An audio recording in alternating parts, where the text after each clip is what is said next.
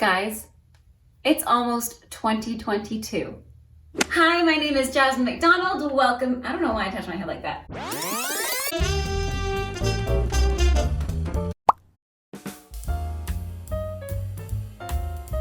Hello, my name is Jasmine McDonald.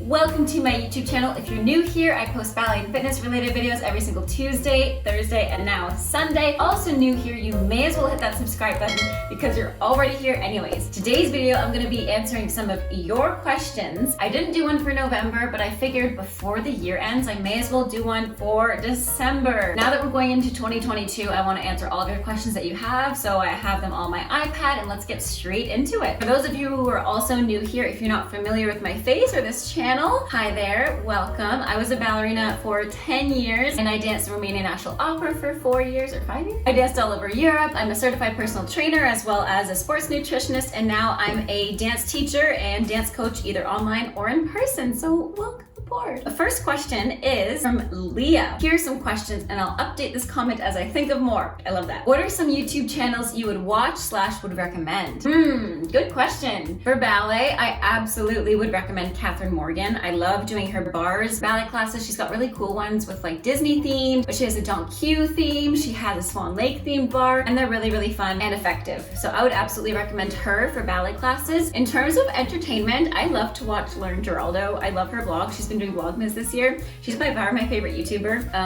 Other than that, I mean, yeah, I pretty much watch those two like constantly. I love doing Move with Nicole's Pilates workouts in the morning, and her Pilates workouts are by far the best ones I found on YouTube to this day. So Move with Nicole, Catherine Morgan, and Lauren Giraldo. Those are my favorite channels. What are some tips for fast changes during performances and recitals? By that question, I'm assuming you mean like quick changes. That one's tricky. You just gotta move fast, roll with the punches, but at the same time, there's definitely some tricks. I was a ballerina and I had a quick change between being a kid in Nutcracker. I had my hair in a ponytail. I had bangs at the time too. And then I had my hair curled, and we had the option to have our hair half up and pigtails to be a kid. I kept it in a ponytail because I knew I'd have to get dressed into snowflakes in like the next 5 minutes, because that's really all the time I had to change my shoes, my tights, my costume, pretty much everything, and my hair included. Since I had bangs, I had all the stuff with me and ready to go in the change room. I booked it there, took off my shoes first so that I was comfortable while I changed, licked back my hair as quickly as I could. I just had everything ready, pretty much. Be prepared. That's my number one tip. My costume wasn't doing out for snowflakes because it got stuck. The zipper got stuck, and I almost went on stage with my zipper undone. Luckily, it worked out, but if something like that happens, just roll with the punches. Worst case scenario, if your costume's flying off, then you can absolutely sneak off stage, I'm sure. Breathe and have everything prepared. I remember I would go into the change room because I knew I had this quick change like an hour before the actual performance, just so I had peace of mind during the performance. It was not something I'd have to worry about while I was dancing. I only had one thing on my mind at that time if everything was prepared, and that was dancing. Definitely be prepared so your mind doesn't go to, oh my gosh, I have to quick change, I have to do this. No, your mind should be on dancing and performing at the exact time that you're on stage. Are you a ballet teacher? I am. I've been a ballet teacher for the last 3-ish years,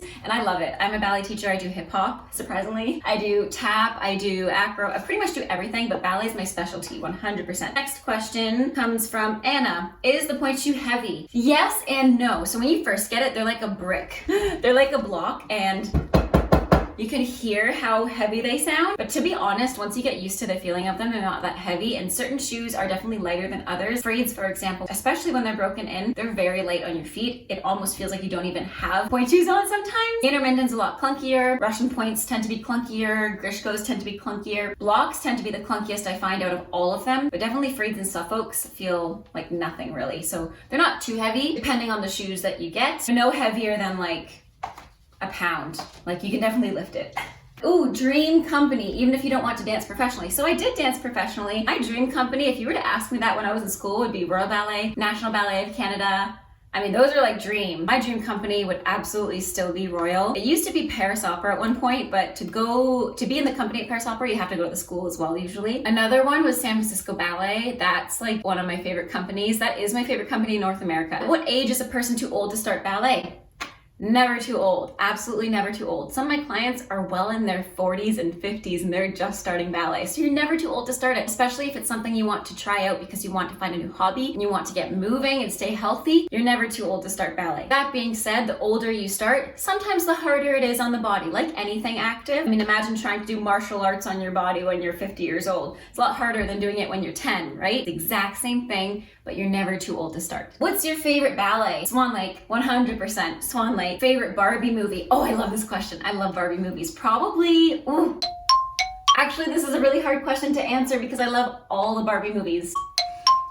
Probably the Nutcracker, just because I grew up with the Nutcracker being like my fantasy. Either the Nutcracker or 12 Dancing Princesses for sure. Oh, I love Swan Lake too. Oh, that's hard. Okay, you know what? I'm gonna put Swan Lake on top because Swan Lake's the one that actually inspired me to do ballet. Swan Lake is my favorite Barbie movie as well as my favorite ballet. If you were a combination of your favorite fruit and animal, who would you be? Favorite fruit and animal? Okay, my favorite fruit, I like strawberries a lot, but my favorite fruit's melon. So cantaloupe, and my favorite animal, cantaloupe cat. Cantaloupe cat. Also, what's your zodiac sign? I am a Gemini. Is being a ballerina hard? Yes and no. I say yes and no because no, you're not performing heart surgery.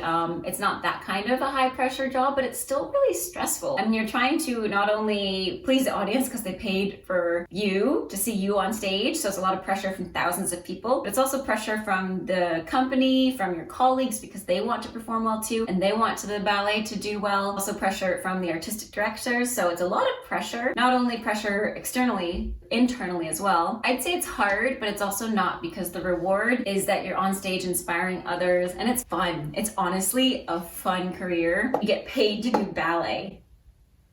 Like what? So I would say yes and no. Yes, it's hard on the body. Yes, it's hard on the mind and sometimes the mental health, like anything, but it's not that hard mentally, you know? I mean, I look at my boyfriend, Steven, who's an engineer, all the things he does, I could not do ever in my life, even think how to do.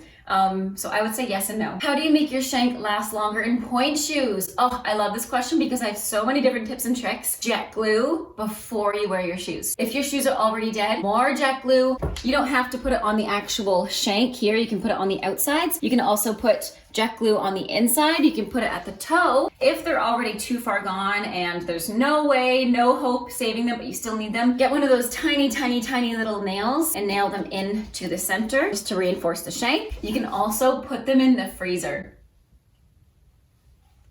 Yeah, that's right, the freezer. I know, it's super weird. So yeah, those are my tips and tricks to make your shank last longer. Also really work on your foot strength so you're not sitting in your shoes. And do not, I know I'm guilty of this because I do this all the time, don't pull your tights up and wear bare feet in your shoes. That kills them because your feet sweat and molds the wood in the shoes more so that they break down easier. So absolutely wear tights in your shoes. That not only helps grip them if you put rosin or water on it, and it also protects your skin, but it also makes your shoes last longer. Those are all the questions I found on the comments that I left before. Let me know if you have any more questions. I'd be happy to answer them in the comments down below. Thank you so much for watching. I hope you have a great rest of your day. Stay safe and bye now.